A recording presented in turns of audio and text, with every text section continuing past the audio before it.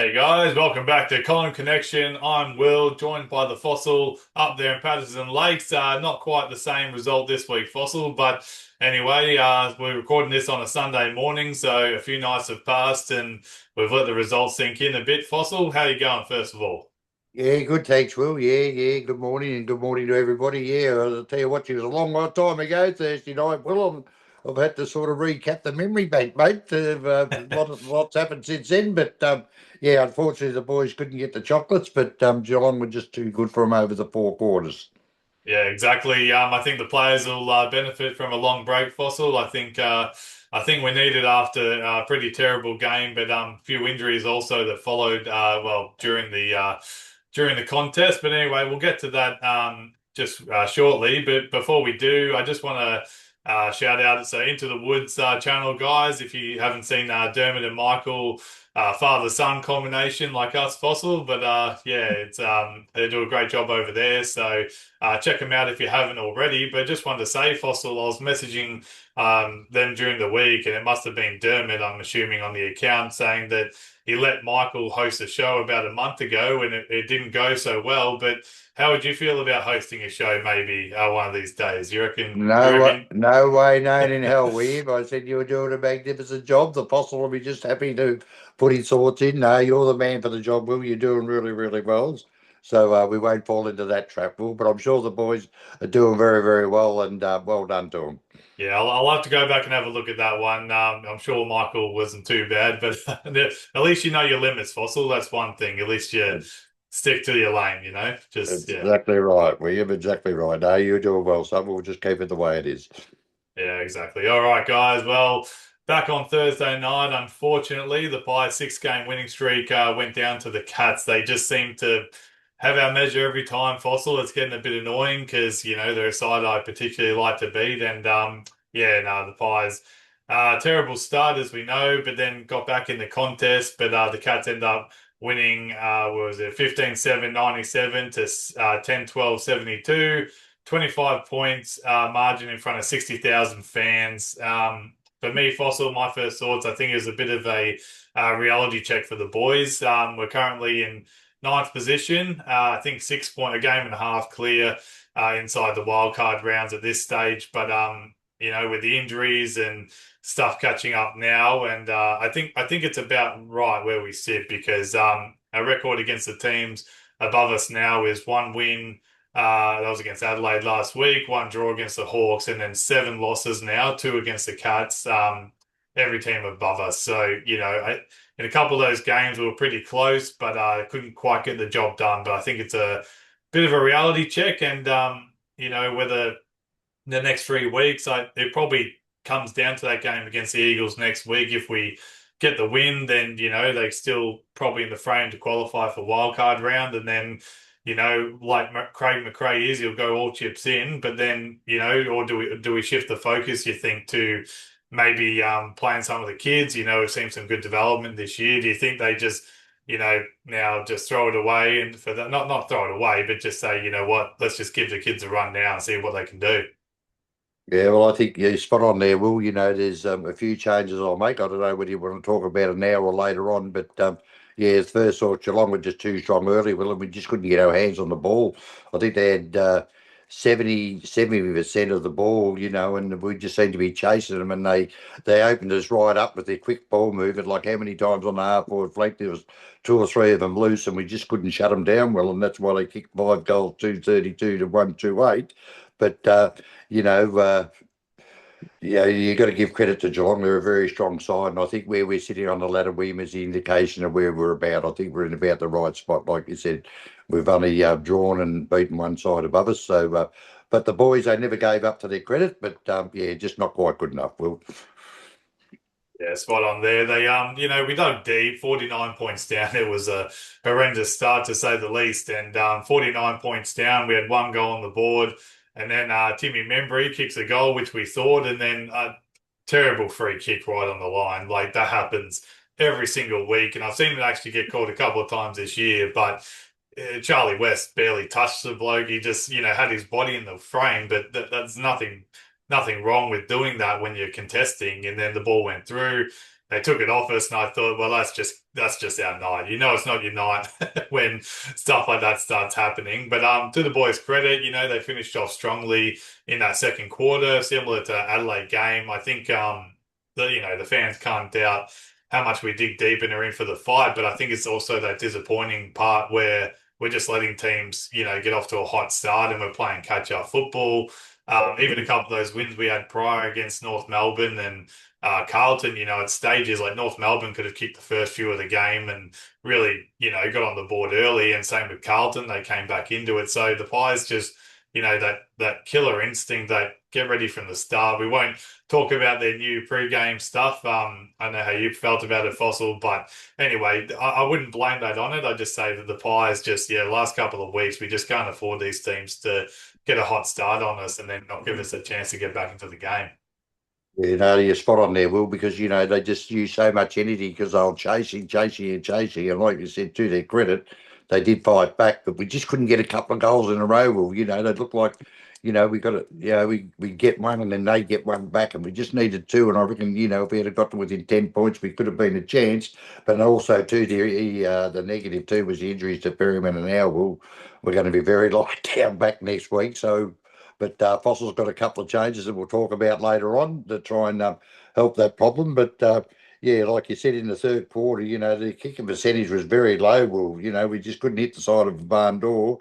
And then we got some good work from Houston, and McQuarrie got a goal. And yeah, we were sort of just hanging in there. Well, the Geelong, to their credit, put a lot of pressure on the ball, but and McStay got a very late goal, and we were sort of still in with a chance. But like I said before, we just couldn't get, we just needed two or three quick goals, and I think the boys would have lifted, but they try very hard, like you said, for coming from 40 points down. So, yeah, three-quarter time, we were still a chance, Will, but, the last quarter, they were a bit strong for us.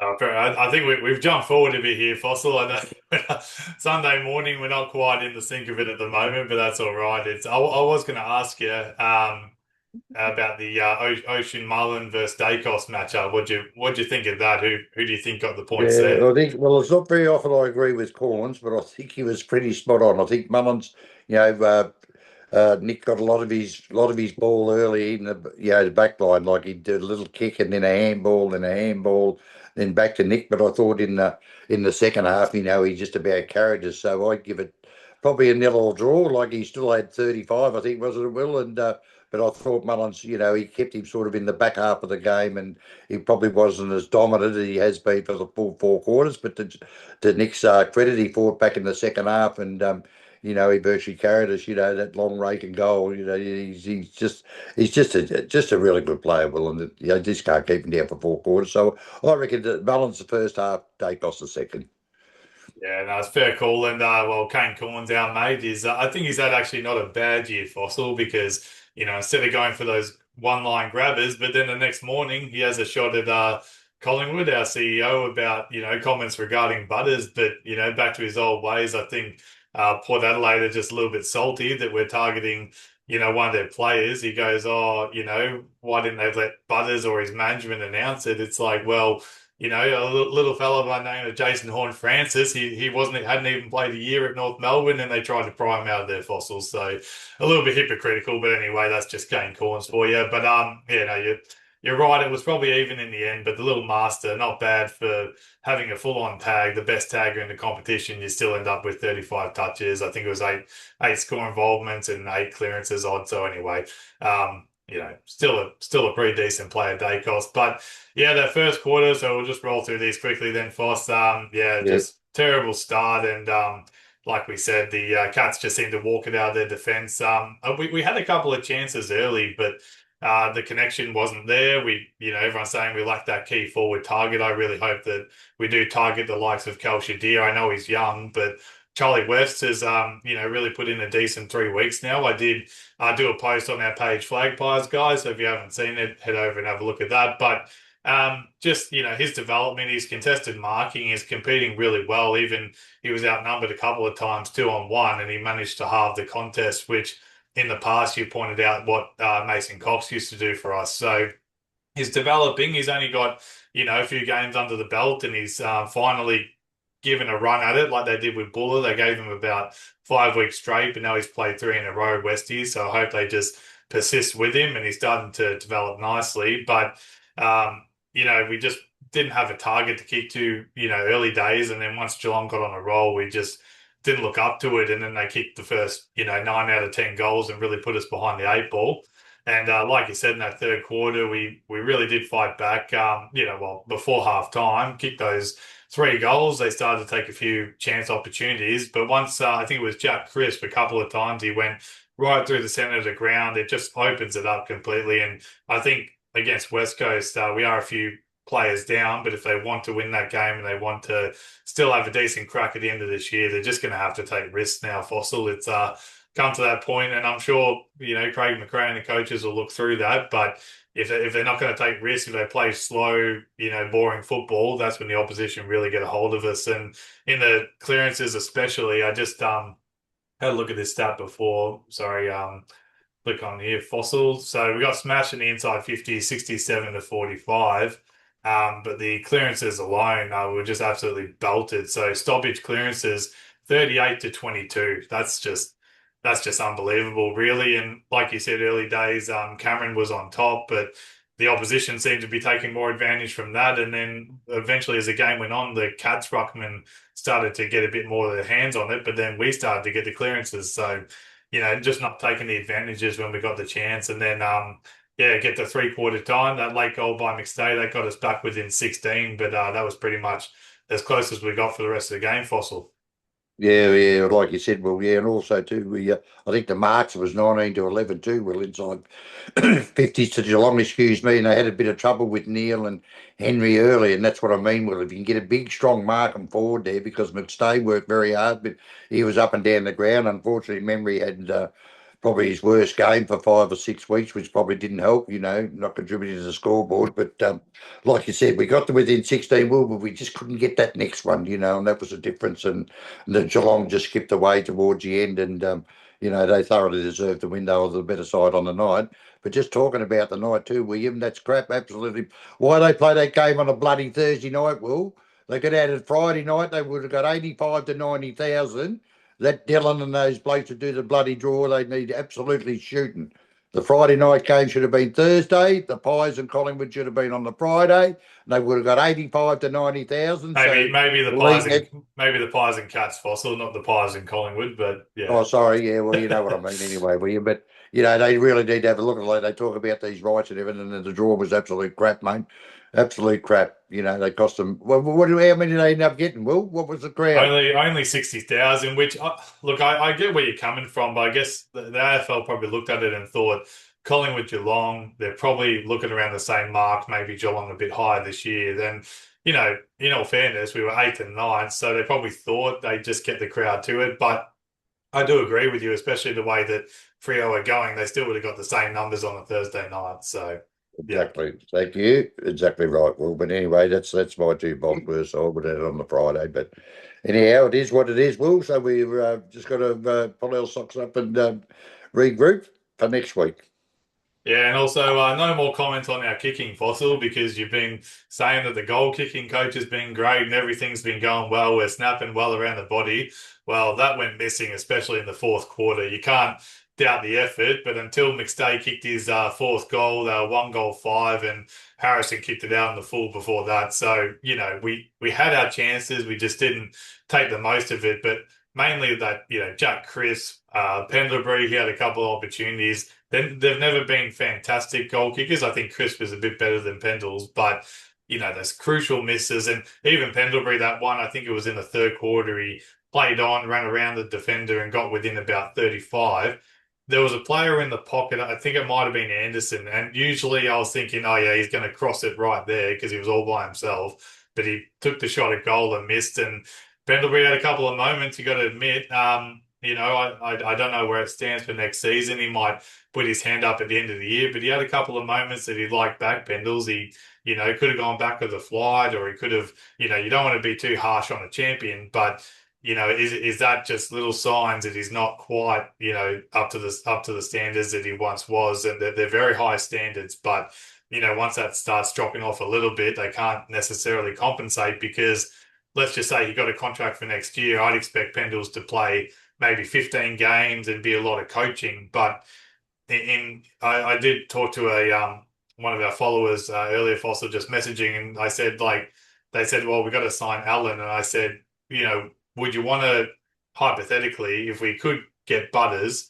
because I don't I think that's why Allen hasn't been given a contract. Let's just say we get Butters, and then you want to keep Allen as well. Is that where we look at the likely say, yeah, Pendlebury side bottom, and they're going to have to find another few guys to get them in. So our core midfield could look like Dacos, Butters, De Goey, and Allen. And then even though Pendlebury would be very valuable as a coach, but if that meant that we could bring that sort of player in and keep Allen, where do you stand on that? Yeah, no, I think you're spot on there. Well, I agree with you 100%, mate. They've got to. You just can't keep going the way we are. And I think, too, because we relied on Pendles down back, he looked like ship without a rudder there at one stage. Well, he's not a backman, but you had to put somebody down there to cover the loss of Perryman and Howe. But yeah, it looked very shaky there, Will. But like I said, he's an absolute champion, so you can't knock him too much. But I think that's what they've got to do with him, because you can see the younger ones now, like especially in that first half, the young kids that they brought in, Will, were chasing. We couldn't bloody catch him. So they've got to look to try and get that midfield strong again, because we're getting smashed in the clearance. It's the same old story every week. Even though our ruckman's playing absolutely magnificent, we just got not getting it out of there enough, William.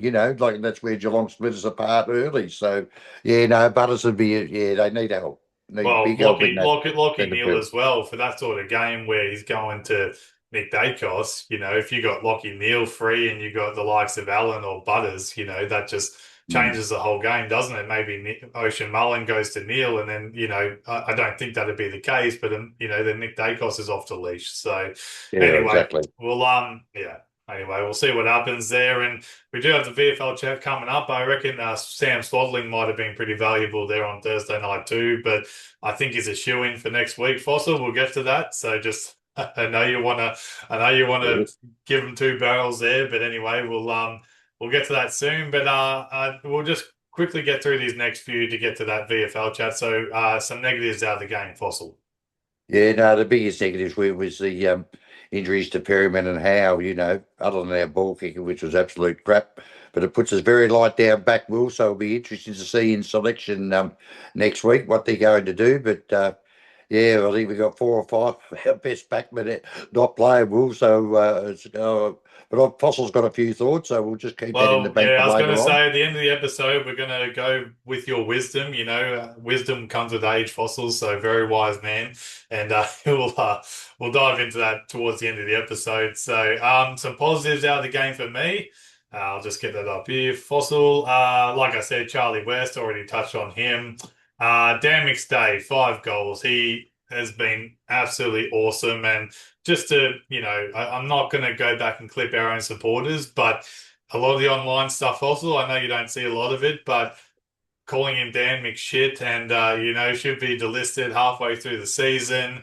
What a waste, everyone's saying a wasted list space and all that. I'd say he's absolutely making them eat their own words, Fossil, because he's been absolutely elite. He's having career best season in terms of goals. And I think in the last, 6 or 7 weeks, he's averaged 3 goals a game, pretty much. So, you can say what you want about him. He up at Brisbane, he was their third tall target. So he was never going to be the guy that kicked, 50, 60 goals in a year.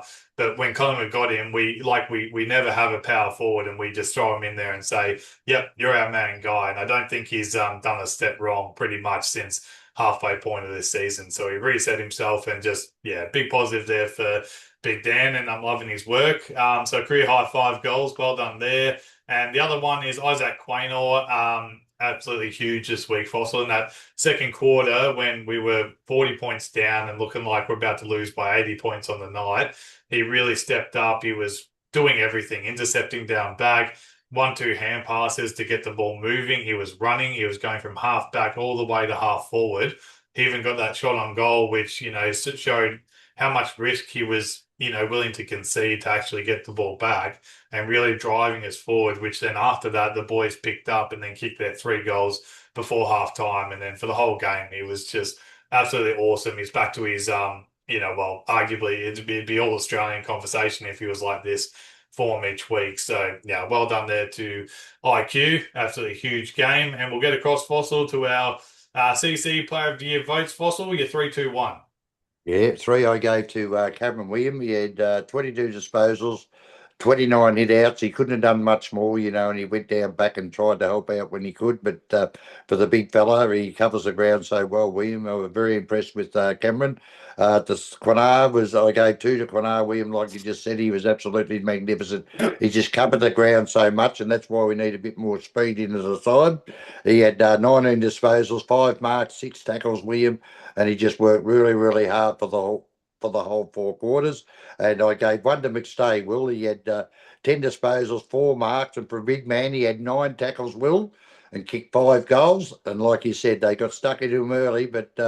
Without him, we'd be in more trouble than a fly in a 14 can. I'm telling you, Will, he was absolutely magnificent and he stuck it right up him. And like you said, Will, he came as the third tall, but he's been taking the work lane. He's been absolutely magnificent.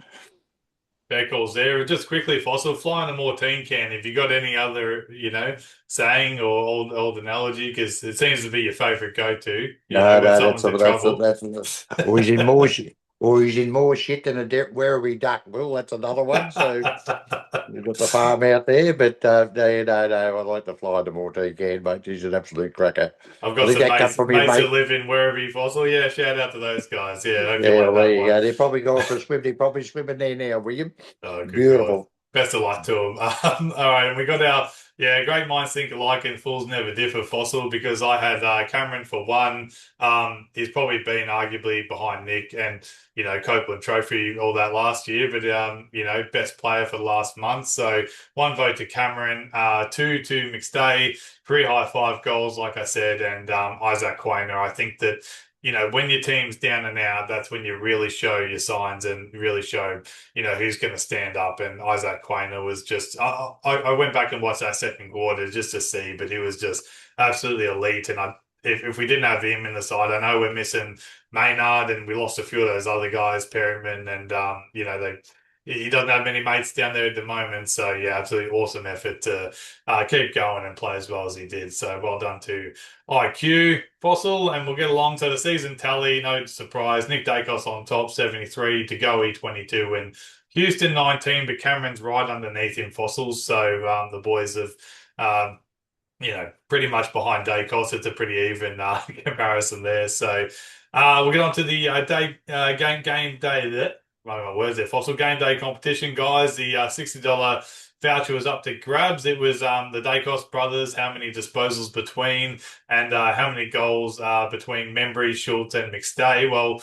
McStay didn't have any friends there, Fossil. He had to kick the five all by himself. And the Dacos boys had 68 disposals, but unfortunately, no winner there this week, guys. So that means next week against the Eagles, it goes up to $70. So fingers crossed. Fossil, you want to give an early tip? It won't count, obviously, but let's just say the Dacos brothers and how many goals between three forwards next week. Who we got? Let's just The say Dacos. let's just say the Dacos brothers, Oh and yeah, I'll no, pick next week. three forwards. So yeah, All right. Well, the next week they'll get 70 between them next week. Will yeah. And what? How and many what about? goals? Three forwards. I'll pick them later in the Oh, week. all right. Three forwards, three, five, seven. Okay. 70 and 7. Fossil's taking 70 that. and No. seven. If you want to copy Fossil, you have to be first in best dress, guys, because I actually had one Fossil, two guys are a minute after each other. They said 6 and 66. And the second guy, I think it was Glenn, I think his name was. I said, oh, sorry, that's not going to count, mate, unfortunately. So, Yeah, yeah, yeah, like I right. said, great minds think alike sometimes. But anyway, best of luck next week, guys. Okay, Fossil, that VFL chat. So, absolutely huge win by the boys. They went down the highway there, down to Cardinia Park, and they knocked off the top of the ladder Cats. They were on a 12-game winning streak, Fossils, so absolutely awesome effort. And in that third quarter alone, they just blew them off the park. They kicked 8-2-50 to 0-3-3 behind. So they trailed by 20 points at one point in the second quarter, the boys, but they were able to overrun them and take out the Cats, winning 17-10, 112 to 12-12, 84. So absolutely awesome win by the boys this week. Well, that's a good effort, Will, especially down there at the Cattery. So obviously we've got a couple of my boys that'll be ready to step up to play seniors next week. Well, after that effort, I would say. Yeah, well, before you get into your selections and your rant fossil, Sam Swaddling should never be dropped again. 39 touches, 4 tackles, 8 clearances. I think he's well and truly above VFL standard. Ryan, 28 touches, 7 marks. He continues his great form. Harrison Coe, 12 disposals, 5 marks, 5 clearances, 31 hitouts. Sullivan, 31 disposals, a goal and 5 clearances. I got to be fair. He's been very good at VFL level. Some people say he's not AFL standard, but he's been, pretty much doing that every week for the last couple of months. And Padaski, 3 goals. Steele, your boy, Demadia, and Buller, all 2 goals each. Fossil. Yeah, no, that's very good, William. It's good to hear, Will. So it'll be interesting to see you want me to go with who I'm doing next week, William. Yeah, yeah, go for it. Yeah, yeah. Well, I'll tell you what, if they don't bring in a key backman, William, they've got to bring Coe into the side, right? He will be our ruckman and forward as centre, and that will allow Cameron to go back and help out Frampton and Puncher and these blokes in the defence. Like, I'm not 100% sure. I think the Eagles have got a couple of tall players, but that's the way I'd be looking at it. If they don't play Swaddling and Steele this week, William, they're Shizenhausen because it's a very fast ground over there. So, and like you said, Swaddling's in good form, Steele's in good form. And unfortunately, with the injuries to Perryman and Howe, I think Steely Sidebottom should have a rest. And we should go for more leg speed, William, because that's where we got absolutely smashed in the first quarter. So that's a Fossils tip. Go, Swaddling, Steele in, the 2 injured boys, and I give Sidebottom a rest. All right, fair enough. And no Pendlebury, you reckon he goes on next week, or maybe rest him because we've got Hawthorn and the Lions to follow Fossils. So yeah, you might need a little bit of a Yeah, yeah. break. Yeah, I was having a hard about that, Will, but because they play on the Thursday, and when do we play them on the Sunday, is it? Sunday, The yeah. Sun, yeah, yeah. Well, maybe if they give Pendles a rest, they might bring in somebody to help bound back, like Ryan or somebody like that. But I just thought with a longer break, maybe they might keep one of them. But yeah, that's a good thought too, Will. So we can bring in Swaddling, Steele, Ryan, and Co. Give the 2 older fellas a rest, like you said, because we've got Hawthorn and Brisbane, I think, the last 2 weeks. But they've got to bring Co in to give Cameron so Cameron can go down back. Well, that's a must. So I'm going to ring McRae after the show. Hopefully he returns me call. I think he might have blocked your number by now, Fossil. But now, I'm sure he hopefully, has. best of luck if there is a debutant to Co. And Ryan, I think, some supporters don't like him, but he's been pretty unlucky considering how good his form of halfback. And, without Maynard and Perryman and these sort of blokes, you think that he's got to get a crack or else, are they going to list him at the end of the season at this point? So we'll wait and see what happens there. I was going to ask you something, Fossil, but it's just slipped my mind. So anyway, we might just we'll keep that for next week. So Yeah. Put it in all the right, bag oh, for sorry, next yeah, week. that's it. There was a little fixture quirk with next week. Obviously the Blues tied up the Lions last night at Marvel, but they faced St Kilda. I think it was a 7:20 game next Sunday night, and I just wonder, as much as we don't want the Pies to be later, but why have they got West Coast and Collingwood in that prime time afternoon slot? Because 2 hour time difference there in Perth, but then they've got the Melbourne game. They've got St Kilda and Carlton at night on a Sunday night before, majority of us go to work the next day. So unless there's a public holiday I've missed their fossils, I'm curious to know, yeah, No, what no, you happened haven't there. missed anything, William. They've stuffed it up all year. They've stuffed it up again, William. I just don't get it. Panicum. I know they talk about the rights, blah, blah, blah, blah, blah, but for people viewing, they've really got to have a look at what they're going to do next year. I'm telling you. It's absolutely Shizenhausen. Yeah, Yeah, I think it I don't was. get it at all, William. Sorry, I haven't got an answer, mate, but it's just absolutely ridiculous. Yeah, well, actually, as I just quickly looked at it now. So because they want to, I understand what they're trying to do. They want everyone to see them, but if there's a 2 hour time difference, you'd think that that game would be the last one because it'd be earlier in Perth, and we could understand that. But Collingwood and West Coast at 4:10 p.m. That's Australian Eastern Standard Time, so 2:10 Mm. over there, and then the Carlton St Kilda game is 7:20. I mean, that a lot of people are going to go because you've got St Kilda and Carlton both competing for wildcard spots, and I know they can't look that far in advance, but my God, Fossil, they really can't think that Sunday night's going to cut it if that's what they're going to try and do going forward. Exactly right. Well, no, you're spot on there. Well, it's going to be absolutely stuffed. So, but anyway, it is what it is. So we just got to wear it. Exactly. Well, guys, we'll dust ourselves off. That game's done and dusted. So moving on to the Eagles next week, an absolutely massive game. We need to probably win one or two Fossil to qualify for wildcard round, but very interesting to see the selection. We won't find out the teams until is it Saturday night? I think they don't even drop, the final teams. They'll drop the squads, but we won't find out until I think Saturday around 5 o'clock at this point. So anyway. Wait and see then, guys. But until then, have a great week. And as always, go Pies. See you Hey, guys. guys. Well done, Will. See ya.